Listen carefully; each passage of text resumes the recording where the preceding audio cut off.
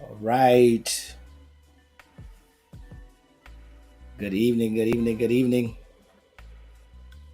Welcome to the East Coast Insomniac West Coast Wind Down podcast. This is your host, PKJ. And I apologize for the tardiness. Had some few technical difficulties, but we are here and we are live. Come on, jump in, jump in, jump in, jump in. Welcome. We have an exciting show today. And I promise you that the lateness will not affect the quality of the show. Come on in, come on in, come on in. Welcome, welcome, welcome. And as you're coming in, we ask that you would tag anyone who you know might be up and available to watch. Welcome to the show. Thank you for joining us on today. So we want you to share with your fellow insomniacs, your night shifters, and those who are just up scrolling through social media. Good evening, Sister Yule. Welcome, welcome, welcome. It's good to have you here today.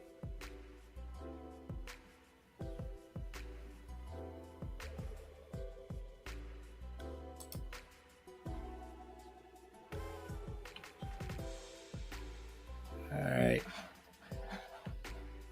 Welcome. Join us.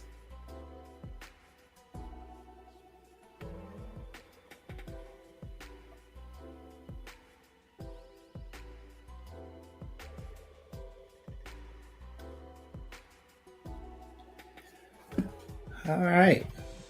So y'all come on in, come on in, come on in. Welcome, welcome, welcome. Thank you for sharing. Thank you for joining. And we welcome you to the East Coast Insomniac West Coast Wind Down podcast. Glad to have you in the room.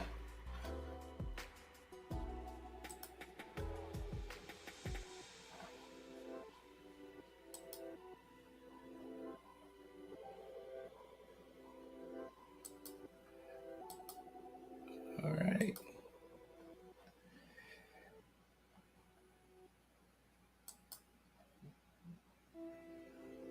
Again, thank you for joining.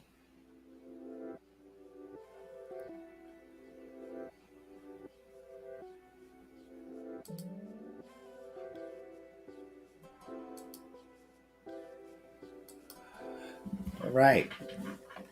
Well, we are going to get started here.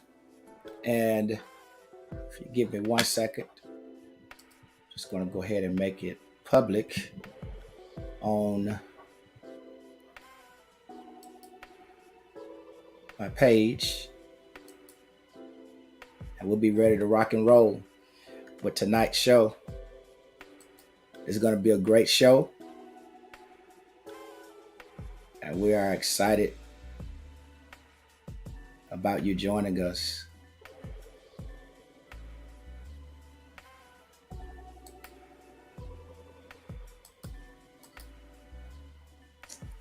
All right.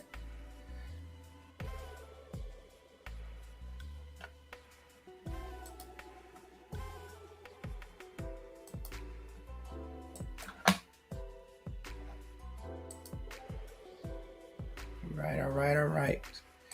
So, listen, tonight we are in for a great show, and we are talking about the size and the color of love. I'm excited to have a great guest with us on tonight, and we're going to have a really good discussion. And while you're out here, I'm just going to put a poll out here in just a moment. And hey, Jay Nikki, how you doing? Glad to see you, June Nicole. Good to see you here. Um, Glad to have you online. Uh, and we are talking about the size and the color of love. We're talking about colorism, and we're talking about body shaming and how these things impact our development in the Black community, as well as even as children. And so I'm going to have a guest on here with me on tonight. I want to introduce this guest. Her name is Isis Petway. And I've been knowing Isis since she was a little girl. She wasn't really a little girl. I think she was a teenager or preteen. And so connected with her when we were at St. Mark, and we we grew up and found out that we had common relatives, and she's been a part of my family. I call her my sister because she and her sister Tiora and Essence, I could consider them my little sisters. Um, and they have been a part of my life and our lives, me and my wife's life, for some time now. And so I'm going to bring her in. And so she is here. She consented to be here with me. And we're actually co-workers now. And I'm going to introduce her and bring her on. And we're going to have this discussion. Welcome, welcome, welcome. Welcome to the show, Hey, Isis. what's up, fam? Hey, y'all. How y'all doing? You're good. And so I'm not going to keep her long. We're going to stay to the extent of the show. So so she is I think she has some Jamaican in her DNA. She works like 5 6 jobs. So I got a teenage boy. That's why I got to work yes, Lord. through See, this. girls are expensive as they are little, but as they grow older, once they get in those teen years, they get it. The boys get expensive. I mean, they get expensive because they start growing. Once they, ISIS, once they start, you get them adapted to one pair of shoes, one pair of jeans or clothes. Then, 2 weeks later, you need to go buy another one. So, yeah. I'm just saying I'm gonna have to buy new shoes real soon, and I got to buy a new summer wardrobe. And I came home today. I thought I was gonna get a slice of pizza, and the pizza was gone. So It I was was just gone, like, huh? it was gone. I was like, I didn't know. So yeah, I gotta, yeah, it's 50 million 11 jobs. Life is lifing right now, but I'm here. I'm Good here. deal. Good deal. Hey, y'all keep sharing and tagging those Hey, that you know are up and are awake. And we're going to be talking about a really serious subject, but a subject that I believe that we need to talk about in the Black community, and how it impacts us, and how it even impacts our children.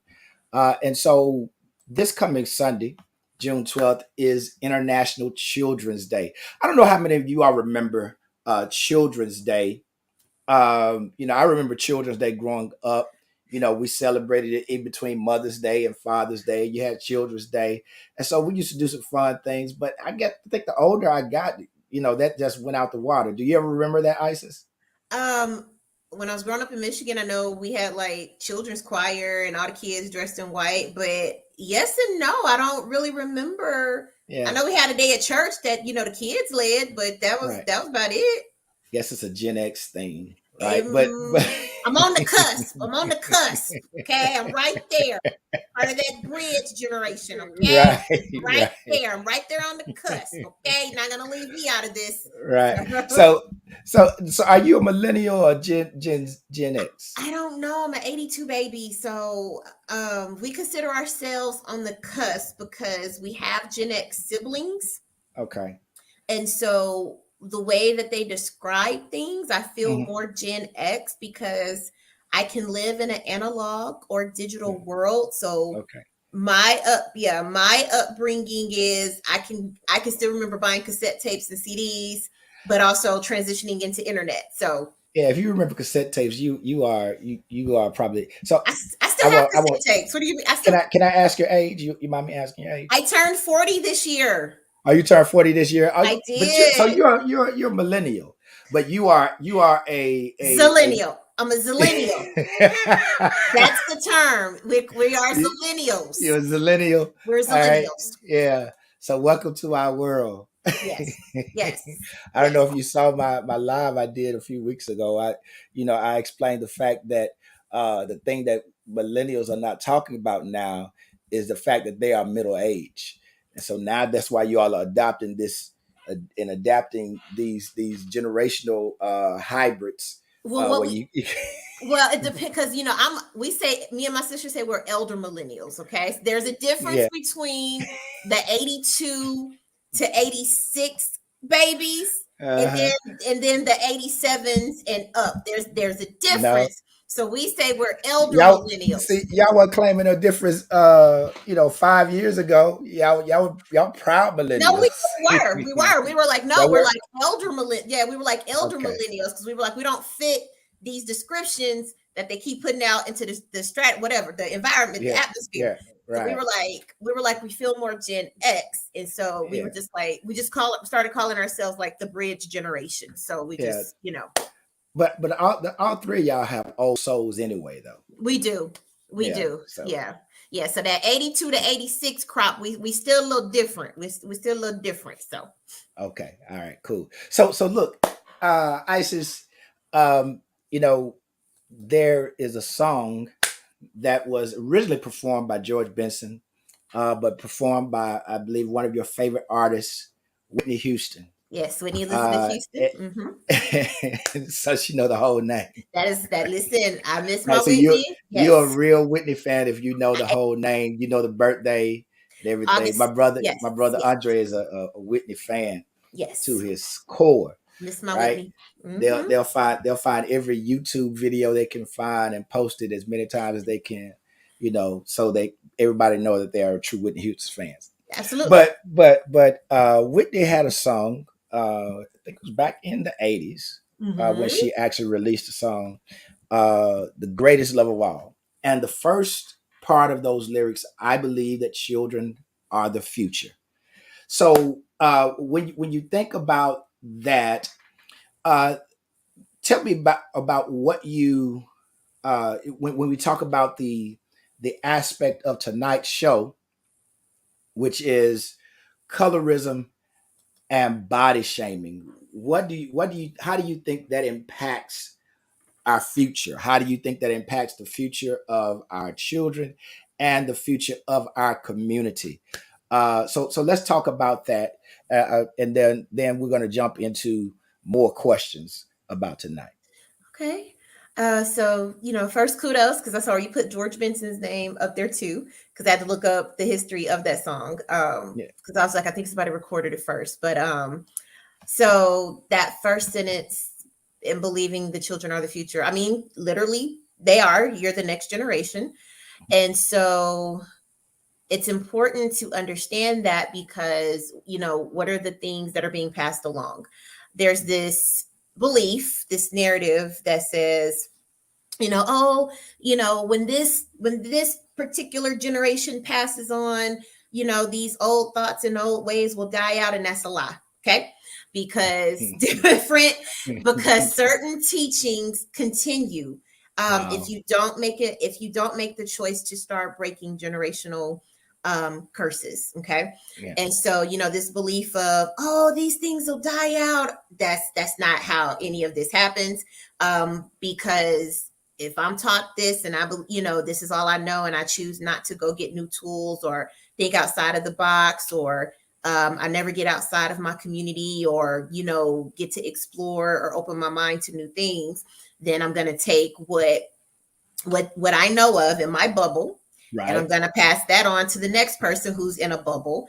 And this unfortunate, this just keeps, these teachings keep coming down the line. And Mm, so the reason that it is so important to remember that is because you always have an opportunity, when you do, whether you're a guardian, whether you adopt children, give birth, whatever it is, if you're a teacher, however you have a chance to influence children, you always have new opportunities, to learn new things, because we're all blank slates when we come into this world. yeah. Yeah. And I am a firm believer of the tabula rasa, right?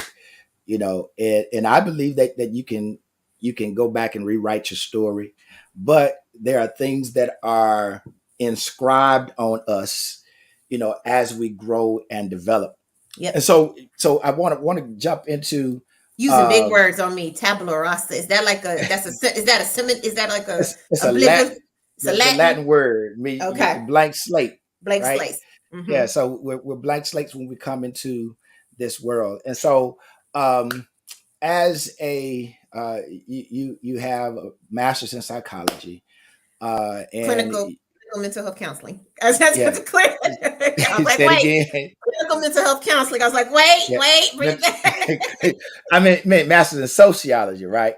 I have an That's undergrad in sociology, and okay. then I went and studied clinical mental health counseling, Okay. for my training that I have now. Okay. Okay. All right. And so she's on her way to being a licensed counselor, right? To the independent, yes, I'm already licensed. I'm on my way Okay. to the independent part of the licensure. So y'all pray me through. I'm so Hmm. proud of you. Y'all just pray You me through you and just send boy, Starbucks donations. I know, right? you just You know me a long time, and your boy. family. Yes. Right. The tall Right. TV to watch. I know she knows. Well, so listen, I want to ask you from a personal and or professional perspective. There's has seemed to be, this aspect of bullying. It's become real serious. And then, when we were growing up, we didn't call it bullying, we just called it roasting, Mm-hmm. and we called it playing the dozens, right? But really, it has been, and even from a standpoint of verbal abuse from parents or those in authority. So let's talk about your personal and professional experience with these two items: colorism and body shaming. Okay. So Where you want? so so just So just we want start me wherever to start. just start wherever you are. What is your own experience with your own lived experience, as much as you care to share with the audience about those two topics, or either one of those. Okay. Okay. Well, we can definitely start with colorism. Okay. So I come from, I remember being told, don't play in the sun too long. You gonna get dark. And of course, back then we knew nothing about wearing sunscreen and pretend, you just went outside and played, because if you Mhm. stayed in the house, you was gonna have to clean. And it's like, Right. I don't want to wash baseboards today. So I'm gonna go out in the yard and I'm gonna go play with my friends. But I remember thinking, don't be in the sun too long, or you're gonna get dark. And then even, when people would be like, you're black, oh, I'm brown skin, Hmm. so always Yeah. remembering the spectrum, of color. And, just remembering, I mean, because, my mom, lovely woman, my mother's a light skinned lady. And so always wondering, how come, my skin looks this way. And then it's like, my dad's a darker skinned man. And I have two very good looking parents. And Mhm. so, just like, hey, that combination makes you. But just remembering not wanting to be, because I remember the jokes in school, around the girls who were darker skin. My cousin, you know, she's a beautiful young lady, but remembering how she would tell us, people would tell her, you're pretty to be a dark skinned girl.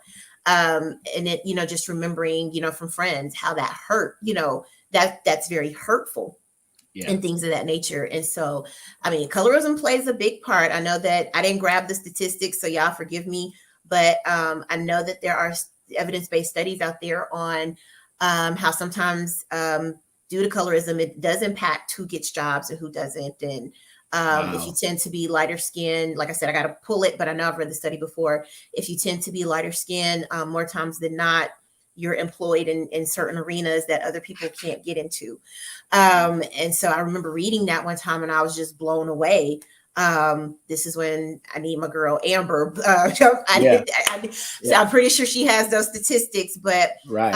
colorism impacts all arenas of life. You know, when you think about healthcare, when you think about the disparities and who tends to suffer the most, and things of that nature. So it's it's more of a problem than we really give it credit for. It's more than just oh, she's, you know, she's prettier than this, or Hmm. it really does, it really can impact your psyche, like for real, for real. Yeah. It really can. It really can. And what about body shaming? Can you speak to that as well? Oh my gosh. Body shaming. Another impact on your psyche.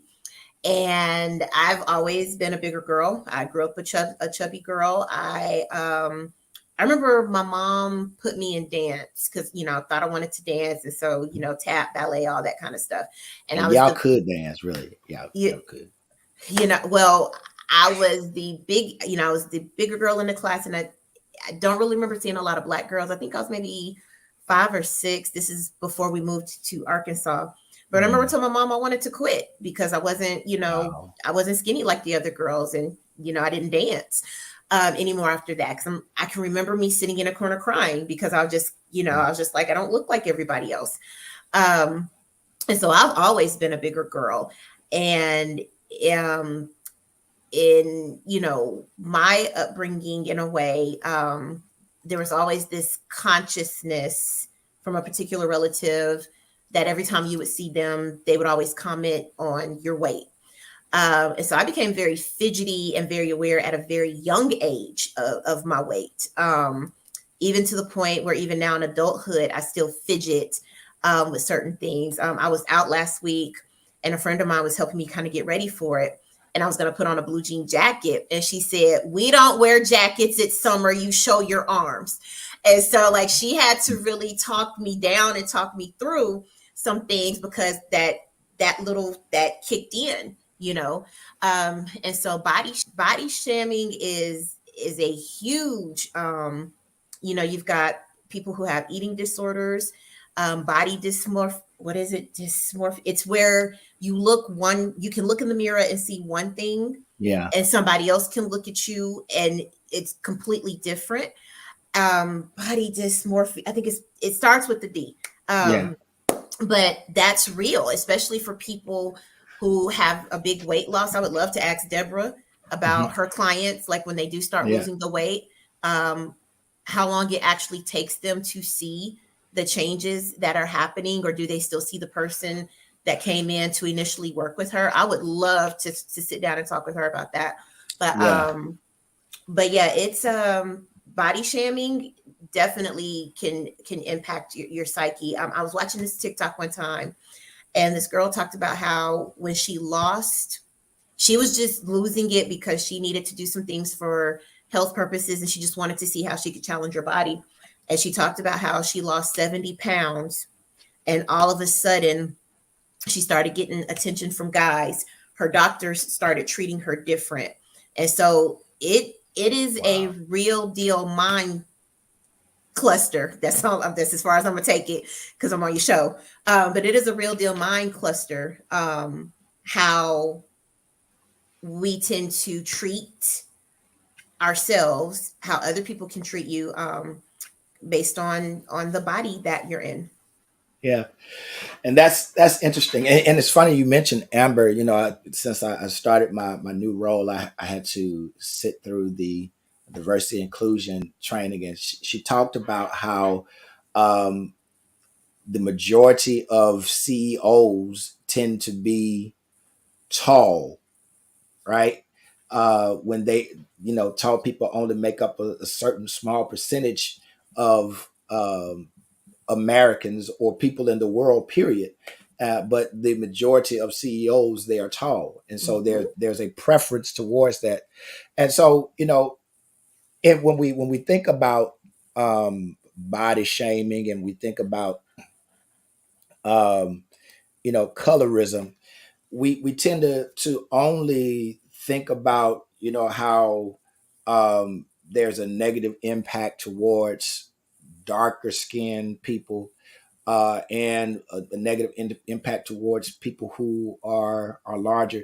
But sometimes these things creep over into other areas. I remember, and y'all excuse my French, I remember a relative of mine telling me that an authority figure in our family would tell her, uh, bring your shit color yellow self over here and sit down, right? And so she would use those words, and so that stuck with them in order for them to remember that, right? So generally we talk about the colorism focusing on the darker skin, and the body shaming focusing on those who are larger. But how does this is there you know how can we change what we normalize in our community, or in our surroundings, in order to build a better future? Because if the children are the future, and we're still dealing with this ghost that's Mhm. hanging around, right? uh how do we build a better future? What are some things that we can do to make some changes going forward? That's a good question that I am probably still trying to figure the answer out to. When I saw that question, I was just like, I'm really gonna have to sit with that. Um, I think the first thing is probably gonna get some pushback on this, but Come on with um, you're gonna have to correct your elders. I know that there are lived experiences. I know that wisdom. However, times change, and some folks, you're never too old to change your mindset. You're never too old to gain new tools. Um, and so within our community, it's going to come with setting boundaries, and that's even with your elders. It's going to come with, hey, that's not okay. Um, it. it's not okay when you say those things to me. I don't Right. appreciate that. And I will cut communication. You can call me disrespectful. You can call me you can call me what you want, but for the benefit of my sanity and my psyche, I won't interact with you. And so I know that within our community, we tend to revere our elders, which is great, but at the same time, they're not above correction because they're still human beings. Yeah. And again, times change, and each generation can learn something from each other rather than it being this continued hierarchy. Right. Because even there are some days I'm just going, I'm grown too, so let's Right. have this conversation. I'm Right. an adult just like you're an If adult. you gonna come, If you don't, let's let's deal go. with Yeah, I'm it. grown Right. too. I pay bills. Right. Yeah, you've lived a little bit longer, Yeah. but at the same time, I have new information. So let's collaborate instead of this pedestal that we tend to put people on, because everybody can learn new things. Right. You know, So every so so when you go to the family reunion, it is not disrespectful when they say, "Oh, you need to put some meat on your bones," or "Oh, you fat." That's not You know, okay. Yeah, that's not okay. that's not That's not okay. okay. That's not I'm gonna okay. check you. Yeah. Hey, that's not okay for you to talk to me like, because you don't know what it took for that person to even come Right. to the family reunion. What it took, I'll be honest, there's a relative, love her dearly, but even knowing that she's going to be around, I have to prepare myself in a manner, because I know the first thing she's going to do is comment on my weight. It's not even going to be, hey, how you doing? It's, you didn't, I see you didn't got a little smaller. I see you didn't got a little, can I get a hello first? Like, Right. can I get a hair, can I get a hi? And so what I've noticed though is this relative has gotten better about it since I spoke up about it. And Hmm. so again, it's going to be pushing back against some of those things that have been told are norms and traditions, and we just don't do that. Why not? I'm gonna buck against and say sometimes it's okay to ask why. Right. It's a lot of times as adults, and I'm going to say it, we don't like to be challenged because if we tell the truth, we don't know. And more times than not, we're trying to control situations rather than learn from them and actually dialogue. Um, and so it's okay to go, no, hey, listen, my weight is not, don't comment on my body. That's not okay. Mm-mm. And they're going to get you some, they acting funny. Ooh, no, I'm not disrespectful. I'm telling you what's not okay. Right. And I get to do that because I get to advocate for myself. Exactly. I love that. Say that again. I get to do what? I get to advocate for myself. Right. So I can advocate for myself. I don't need to wait until somebody stands up for me. I can tell you yourself, you know, that this is what we're not gonna do That's what we're not going to do. Because this time around. one of the things that, and just in talking about children and breaking things, traditionally, you speak when you go in people's houses, of course. I don't force my son to hug everybody because Thank you. in learning, the more I learn about trauma and how certain people are hid within the family that have caused harm in the family. There was one particular relative, I did not like hugging him because he was too touchy feel. No, don't, nope, not hugging him. Um, Right. and so, you have to, sometimes you got to be that. If they call you the black sheep, just be the black sheep if it's going to end in more healthy outcomes. And so you don't get to cause me harm because this is what's been tradition. Right. Yeah. So that's so good. I love the way you're communicating it because I love that statement. I get to advocate for myself and for my children if they're if I know that this is going to be an issue with them. Mm-hmm.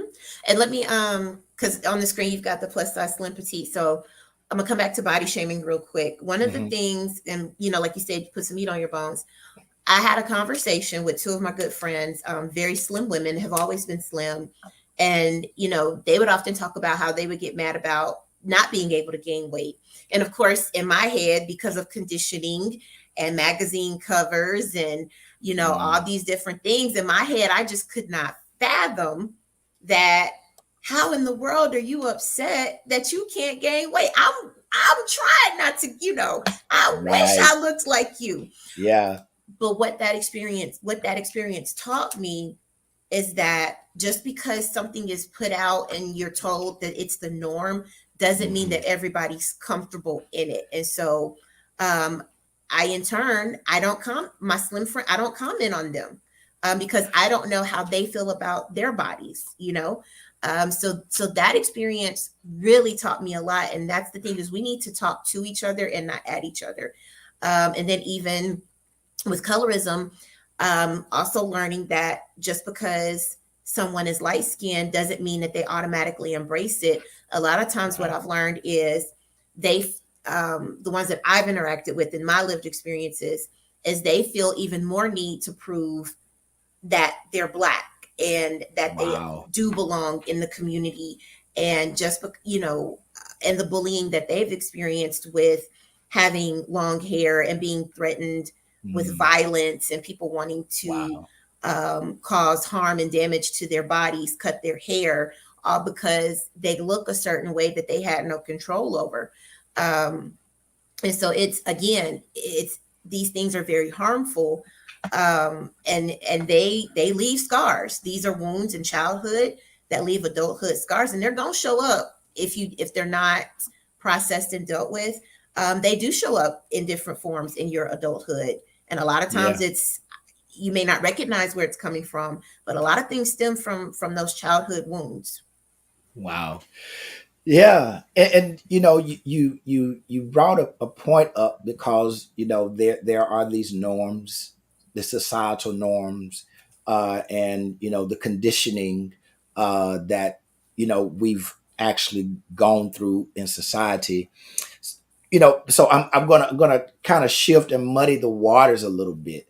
Mhm. Is there a problem with having preference towards a certain skin color or body type. I remember interacting with you and a mutual friend on Facebook. They put a post, or I don't know if it was you put the post or they put the post or somebody else put the post, and they said, yeah, because big girls got that, and you said, you cannot.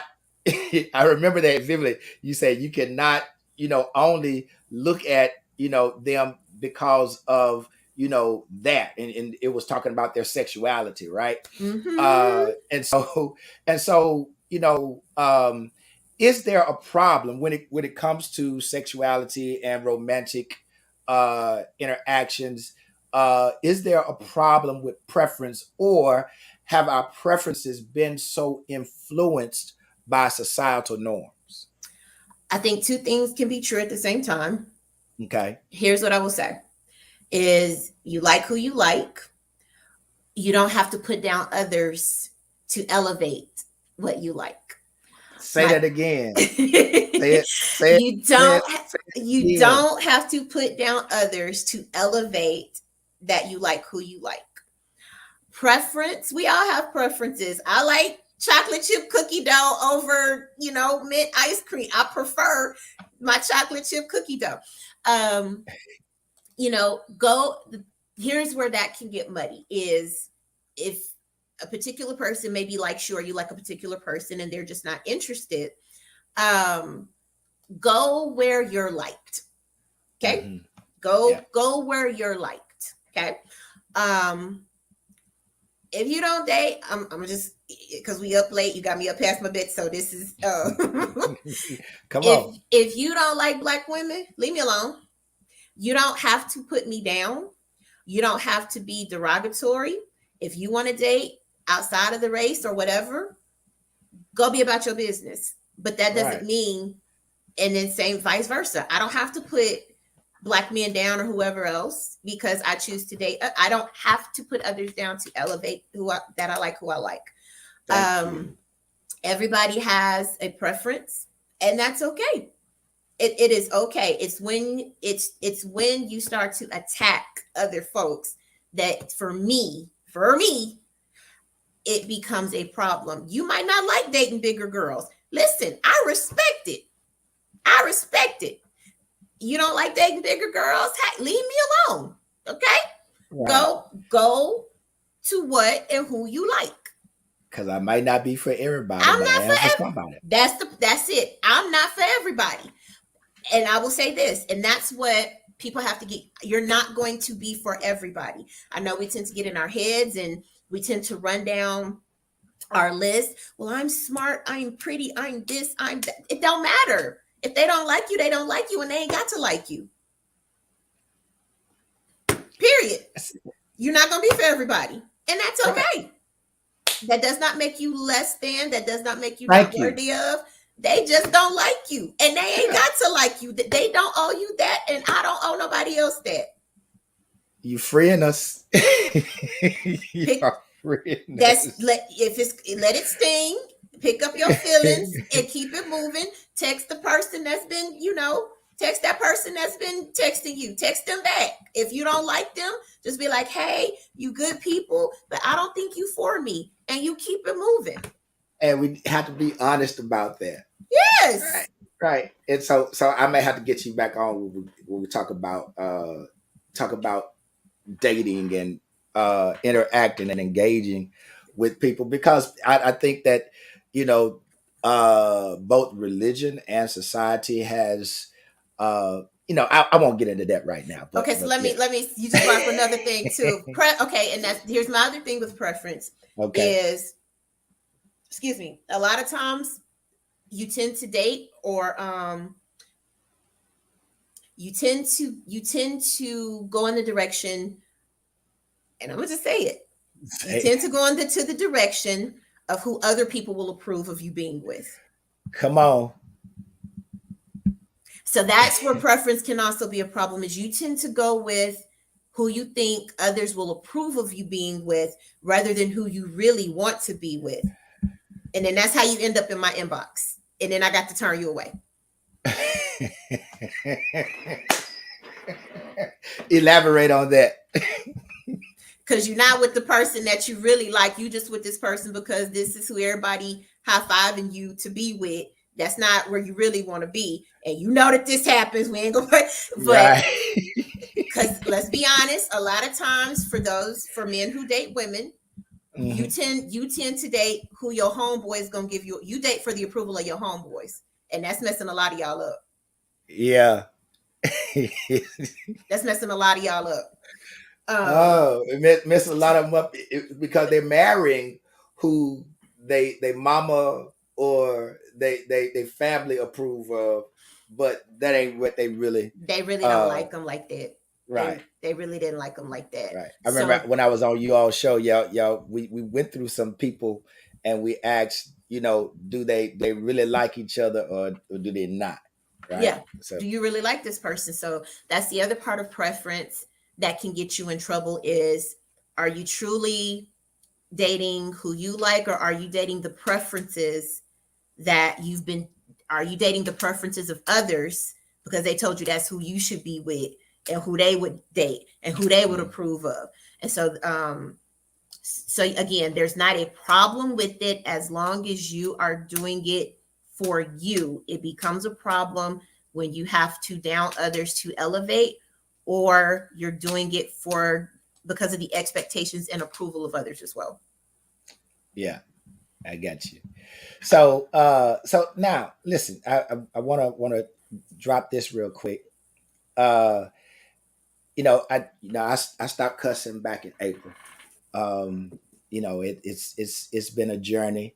Now that cussing that I just did just a while ago, that doesn't count because I was just repeating somebody. So now it's still a journey for me, but I stopped cussing. But there's some stuff that makes me want to cuss, right? Mm-hmm. And so there are these, I guess you could call them microaggressions based on color and size that we have, especially with comments. And so I'm going to put them up and I want you to tell me, what are some things we can do to address those things, real briefly. What are some things we can do to address those things? And because you're talking about advocating for yourself. So if somebody receives these statements, how can they advocate for themselves? Okay. So you ready? All right. Now I'm not delivered like you in fullness yet. No, go ahead. I'm not delivered. Go ahead. I don't know if my mama watching or not, but I'm not delivered yet. Come on. So here it is. Here it is. First one. You have such a pretty face. I know I'm cute. So there's some insinuations in that, right? So the first thing with this is, how are you hearing it? Is it a genuine? Because for some people it's a genuine compliment, but for some people it's also, they have such a pretty face to be a big girl, or they have such a pretty face to be a dark-skinned girl. So it's, how do do you feel like there's some shade? Do you feel like there's, just a little bit of an undercut there? Or, is it a genuine statement? So, of course, be an active listener. That's the first thing in communication, is being an active listener. So that means you listen without being defensive. Okay. So how are you, what filter is this coming through? If you're active listening, that means you listen without being ready to respond. Okay. You're listening to the message that's coming through. So an advocating is, the way I would advocate for myself or encourage anybody is, first, you know how you feel about you, so if you cute, hey, you have such, thank you so much. I said that to myself this morning. Thank you for for that confirmation. And you keep it moving. Keep it moving. And you keep it moving. Okay, here's another one.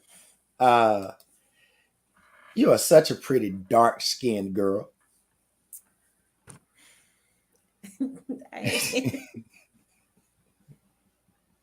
Oh, you meant that I'm pretty, that I'm pretty for me. You meant, that's what you meant.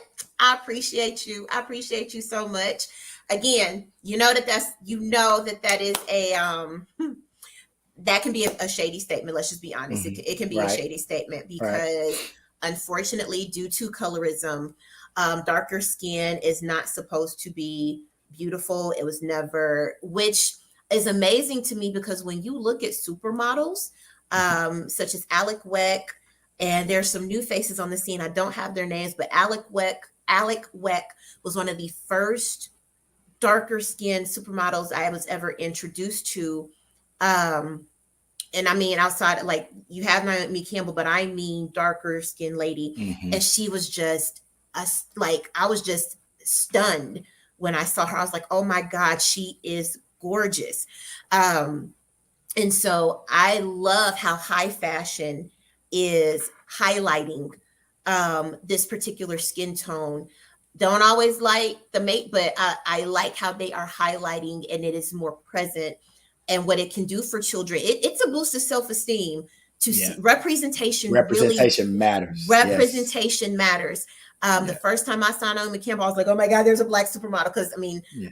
and then the Beverly Johnsons and Yeah. being introduced to that, but understanding that sometimes that statement can be shady, and so it's a matter of coming back and letting advocating for yourself looks like hey, I know that I'm a pretty girl, not just because I'm dark skinned, but because I'm pretty. Thank you so much, and I hope you have a blessed day. Like a Yeah. church mother, have a blessed day. All right. Here's another one. Big man got skills. Okay. Um, that one with advocating, absolutely skills in inside and outside of the classroom. I say that because it can be a reminder that your skill set doesn't just have to be on the court or on the football field, that you need to have those. You remember to get your skill set up in the classroom too, which what them reading skills look like, Hmm. what them science skills look like, because you can have careers that take you far here. You can go be a scientist and go shoot free throws and Yeah. everything else. And so that is a matter of just remembering that our boys don't have to be successful on the courts and on the football fields, that they get to be skilled in the classroom too. Good Like deal. he sure do got skills. You see that 3.5 and 4.0, he killing Right. it. He Right. killing it. Right. Exactly. So here's another one. Yo, you play basketball, football. So that one I can attest to because of my child. He's grown a lot, and um, he has been approached, to play football. Hmm. He doesn't want to, and I don't force it. Right. I don't force it. The only time he played was when he was little. He did little league, and he didn't really like it then. And I saw then he wasn't gonna really put no effort in it. I'm not finna make you do some. I'm not. That's not what we do. He likes science. He likes video gaming, and so I am boosting those skills in STEM because that's what he is. That's what he's doing pretty good in right now. Yeah. So I think again, this comes with breaking that conditioning that our Right. boys can only be successful on the courts, and so it has to be okay. Here's the deal: it has to be okay, and the boys, and this may have to come from the uncles of the community. This may have to come from y'all and going, hey, just because you this size don't mean that you have to be put in a box. Right. So it's going to be up to y'all to say you don't have to be put in a box and only have tunnel vision to do these things. I mean, they might want to, yes, he's that size, but he might want to go tap dance. Right. He Yeah. might want to go play soccer. So Yeah. yeah, My oldest son, Christian, yeah, when he was coming up, now he was a preemie, but he grew fast. And so he's stocky, and he's tall. He's about 6'1". Now when he was in middle school, he was taller than most, and he was solid. And he played basketball, and he was becoming a beast too. But he didn't like basketball. He was getting skilled, but he didn't like basketball. His love was music. Mm. And we had to change our entire mindset about that, because I had to change my mind and make sure that I wasn't trying to live my dreams through him, because I'm the type that I was tall, but I couldn't play worth nothing.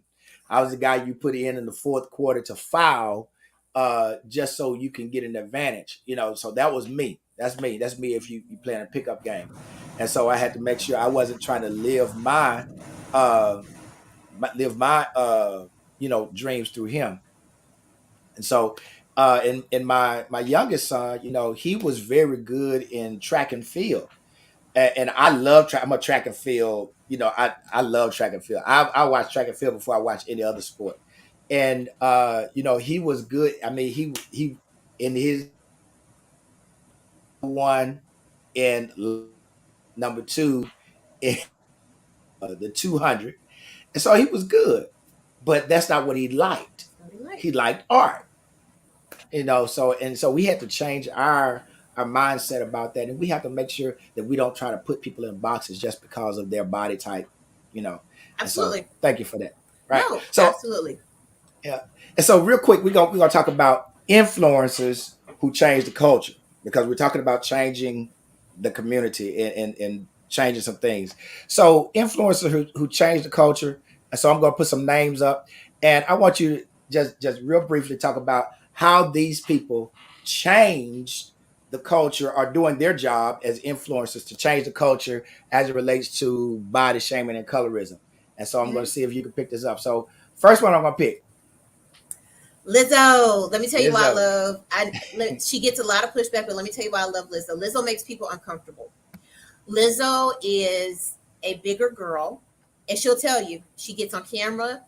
Lizzo will let you know it took her years to get comfortable in her body, Mm, because conditioning says, as a fat person, as a bigger person, I'm not supposed to be comfortable in this body. I got to be acceptable. I got to lose weight to be acceptable. I got to do this. Baby Lizzo is out there living her best life, and it is making people uncomfortable, and I'm glad. yeah. I am happy to see her. She just put out a clothing line. I'm gonna go get me some giddy. She make listen. She got bags, but Lizzo is genuinely happy in her skin, and that makes a lot of people uncomfortable because they have not gotten there. Even when they look like what society says is acceptable, they have not gotten there, and fat Wow. phobia is real. There are some things that I have to fight myself self with that because of conditioning. Right. But I love how Lizzo is challenging people and how she's making them uncomfortable. And ask yourself why. Why does it make you uncomfortable to see a fat girl settled, happy? She recently just debuted on the red carpet with her boyfriend. She is living her best life. So what is it And about Lizzo? talented, And talented, can sing, can sing. intelligent, a Yes, genius, yes, yes. Plays can that flute. sing and play and Listen, dance. let me tell you how bad Lizzo is. Prince gave Lizzo the stamp of approval. So when you got a Prince stamp, you couldn't tell me Come nothing. on. And so I Yeah. absolutely love how Liz, like, she's not necessarily the first, but because of the way that media, social media and things run now, Mhm. mainstream wise, Lizzo is killing it. And again, I love how she making folks uncomfortable, be uncomfortable. That girl is living. So Yeah.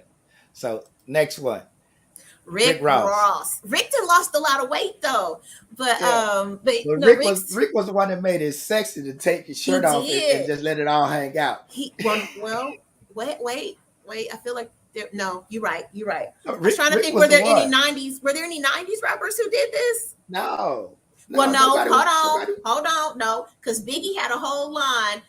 First things first, black and ugly as ever, and told you he was getting women. But Uh, Biggie always showed up fresh. he did, he He did, always showed up fresh. But Rick, he came on the scene, and he made it okay to be on the beach with your shirt off, he and did, everything ain't like society. You ain't got no six pack, right? he did. And Okay, so he did. because Rick Ross is the one that's making me okay with wanting to go to the beach this summer. The beach gets whatever body you got. Right. Ain't no such Beach thing as a beach body. It's the that body. It's the body that makes the beach, not the beach that makes the body. listen, the beach gets what the body that I give it.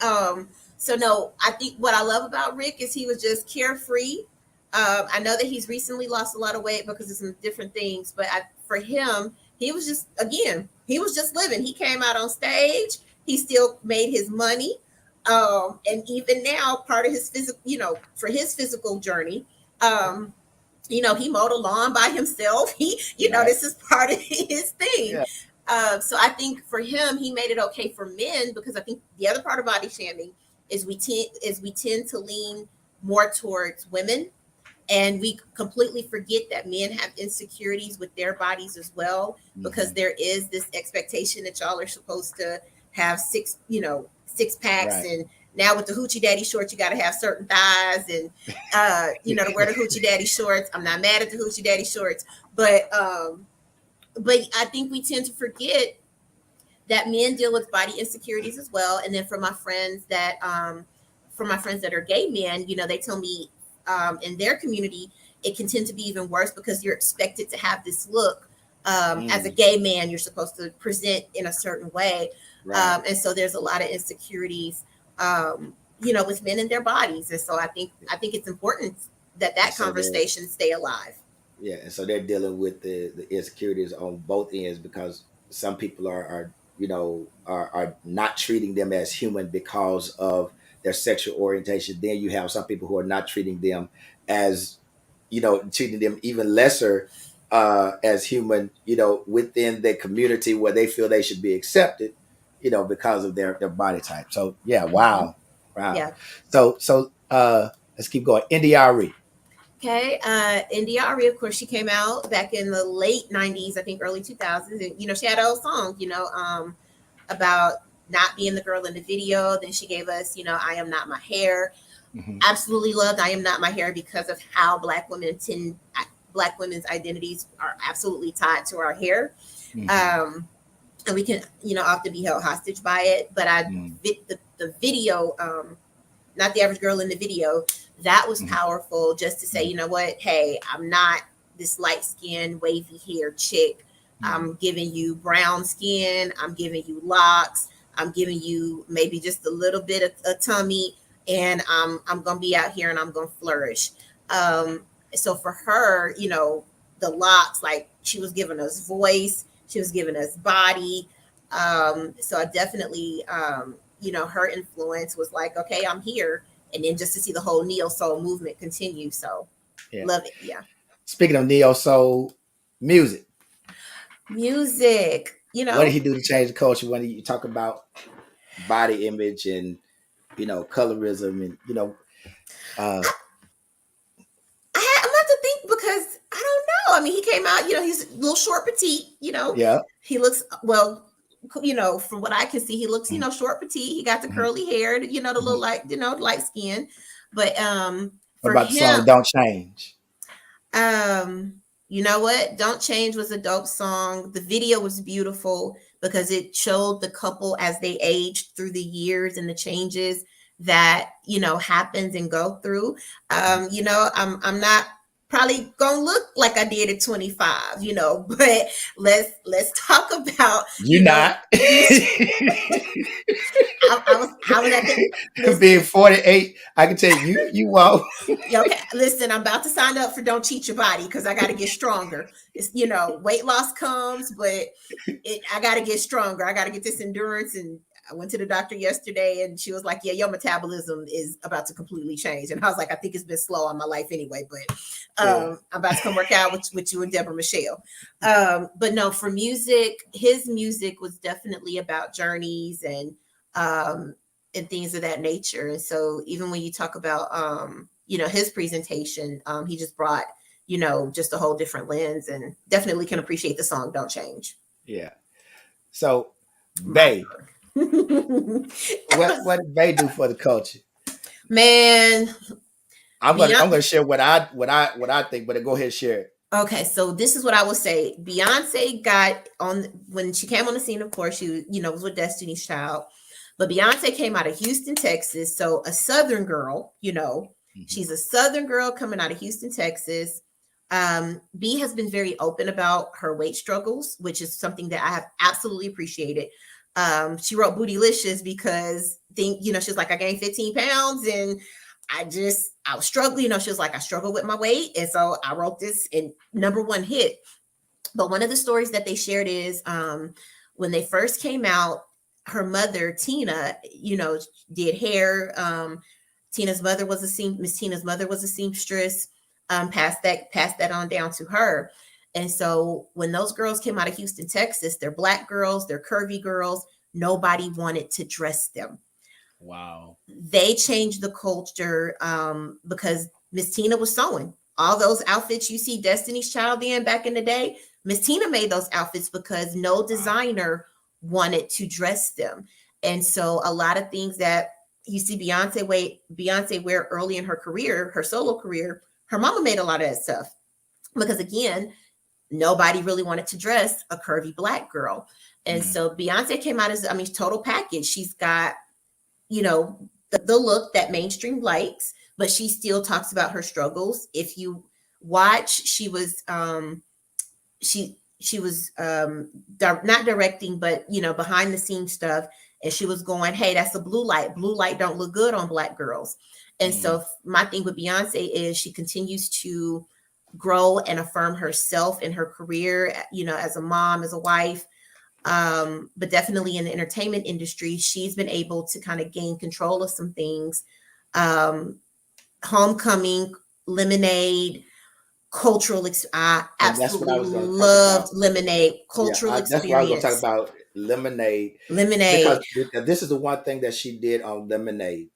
Now, some people might think that think whatever you want to think, but what she did on Lemonade is when she had those women walking through the field and showing what the body. Now, these are her dancers. That you used to seeing them in the uniforms and outfit. It showed what their bodies really look like, and them being able to appreciate their form, Yep. right? Because Yep. this is what we really look like. You looking at all of these body wraps and all this stuff, but this is what we really look like. Yep. And I think that did something for people to feel like, okay, it's okay for me to have these roles. Mm-hmm. It's okay for me, to have these dimples in different places, Mm-hmm. right? So I think that's one thing, and I think some people might have missed that, but I saw what she did. I'm gonna definitely have to go back and watch it. But even with her documentary for Homecoming, and she shared her struggles with her pregnancy with the twins, and Wow. how it took her a minute to lose the weight.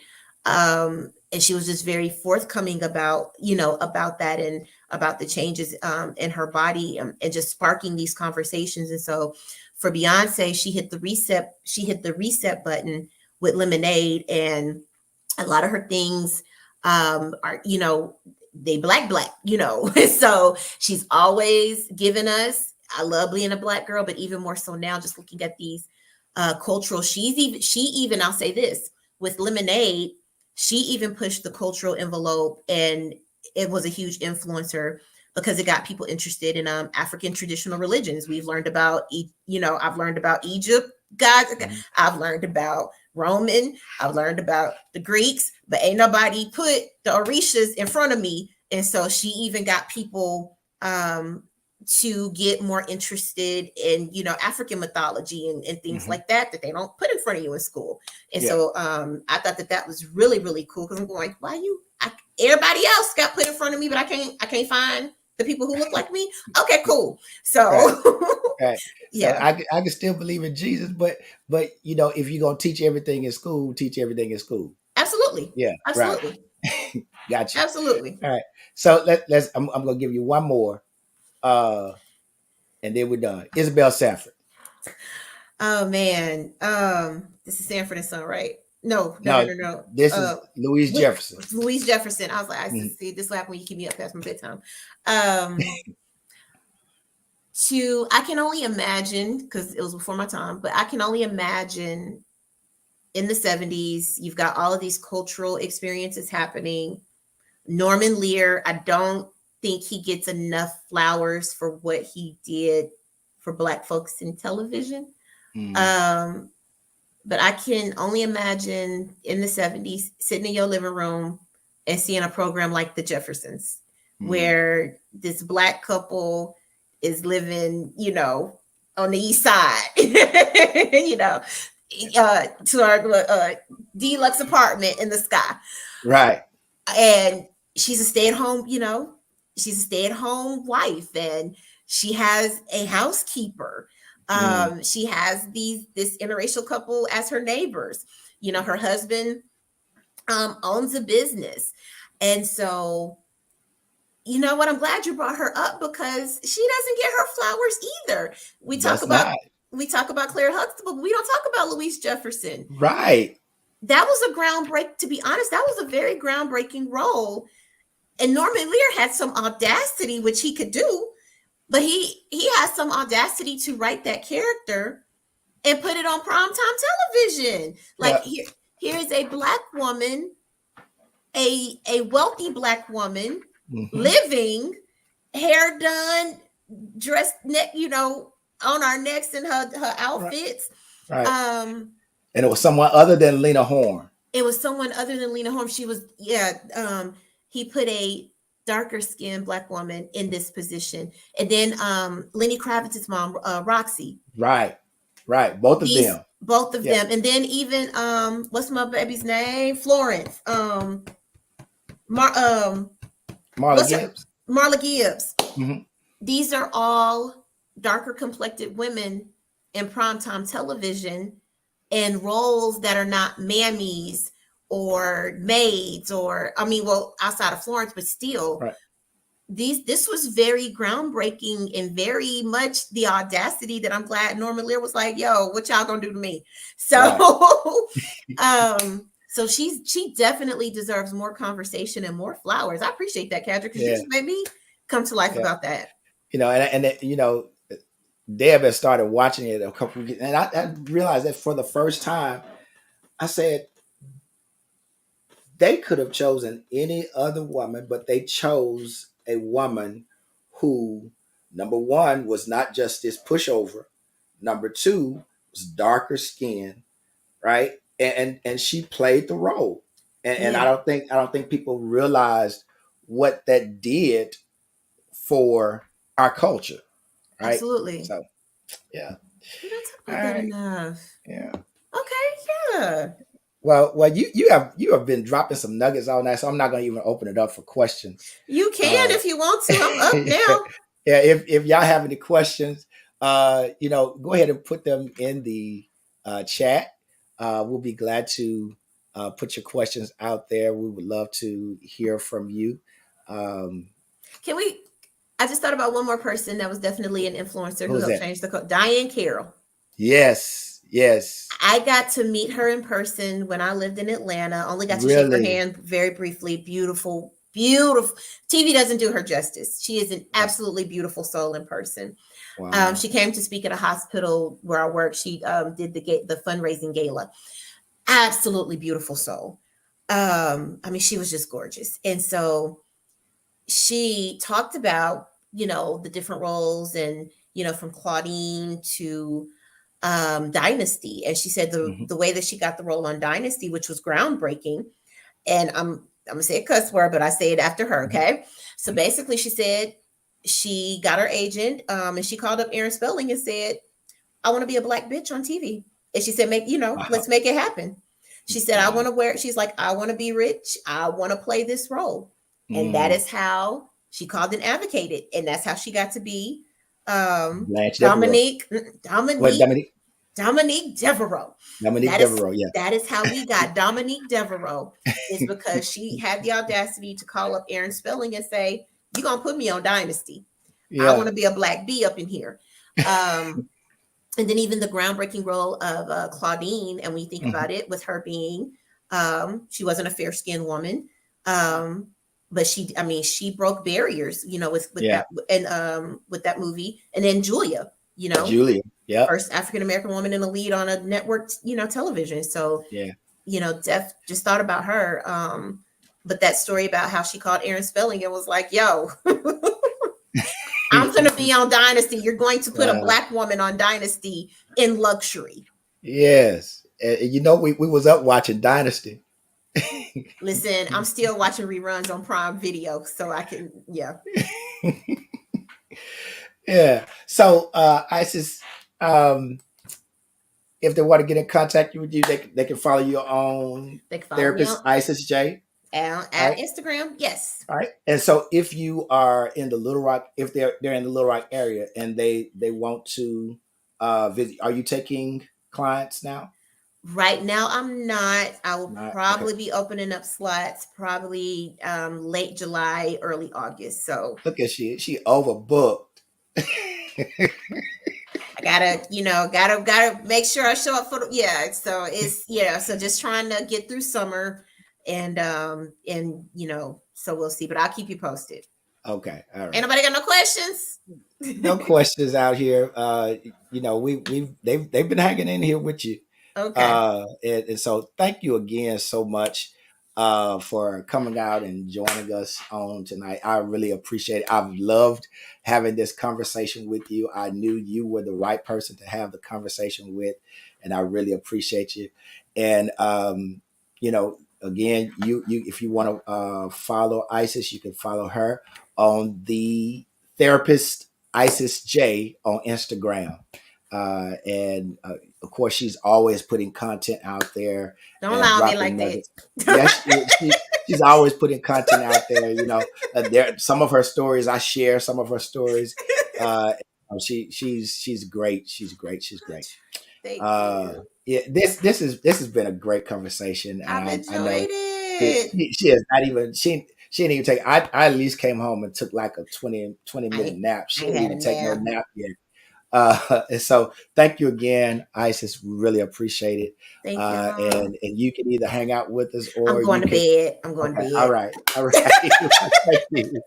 All right, you have a good day. You too. Good All right, good night. night. Bye bye. All right, so before you close your eyes, I want to talk to you real quick. We're about to go ahead and wrap it up, and uh, before you close your eyes, I want to talk to you. Uh, Here's what I want you to see, real quick.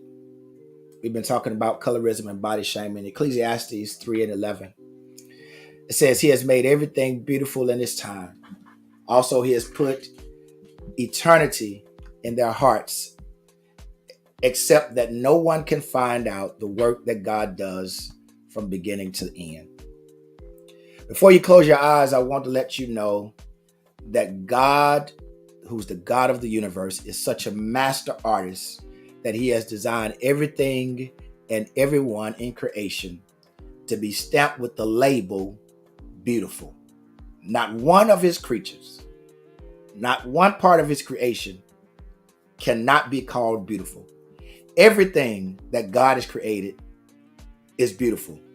He has also foreordained that though your beauty may not be received by some, you fit so perfectly within the gallery of His perfection that no words or human standard can deny you space in neither time nor eternity. As you prepare to sleep tonight, hear the inner echo of your Creator saying this: you belong. You're beautiful. You are beloved just the way you are. Hashtag God's lullaby. So the next time you hear your voice, the voice of authorities in your head or the voice of communities speaking negatively about your shape or color, silence those voices by saying, my form nor my hue has anything to do with you.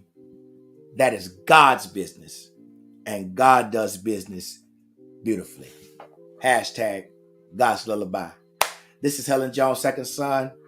Deborah Michelle's trophy husband, saying life is too short to play games, so keep it real. We out of here.